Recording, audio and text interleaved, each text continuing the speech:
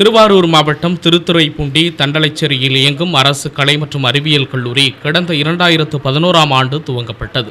பழைய மருத்துவமனை கட்டிடத்தில் இயங்கி வந்த இக்கல்லூரிக்கு தண்டலைச்சேரியில் புதிதாக இடம் வாங்கி புதிதாக கட்டிடம் கட்டப்பட்டு 2018இல் பயன்பாட்டிற்கு வந்தது.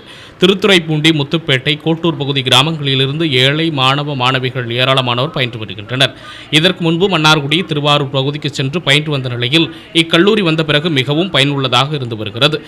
2018 நவம்பரில் வீசிய கஜா புயலால் இக்கட்டிடத்தின் கண்ணாடி அடைப்புகள், ஜன்னல்கள், சுவர்கள் மிகுந்த சேதமடைந்து கடந்த ஆண்டுகளில் எந்த பராமரிப்பும் செய்யப்படாமல் இருந்த நிலையில் கட்டிடத்தை சீரமைக்க திருத்துறைப்பூண்டி சட்டமன்ற உறுப்பினர் மாரிமுத்து, ஒன்றிய குழு தலைவர் பாஸ்கர் ஆகியோர் கோரிக்கை விடுத்து வந்தனர்.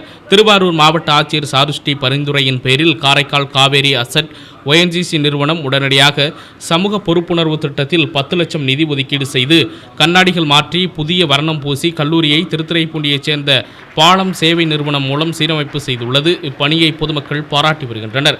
இப்பணியை திருவாரூர் மாவட்ட ஆட்சியர் சாருஷ்டி நேரில் ஆய்வு செய்து பணிகள் குறித்து பாலம் சேவை நிறுவன செயலாளர் செந்தில்குமாரிடம் கேட்டறிந்தார். ஆய்வின் போது கல்லூரி முதல்வர் மாறன், வட்டாட்சியர் கார்ல் மார்க்ஸ் உள்ளிட்ட ஏராளமானோர் கலந்து கொண்டனர். செய்திகளை உடனுக்குடன் தெரிந்து கொள்ள உங்கள் அரசு நியூஸ் சேனலை பாருங்க. சேனலை சப்ஸ்கிரைப் பண்ணுங்க.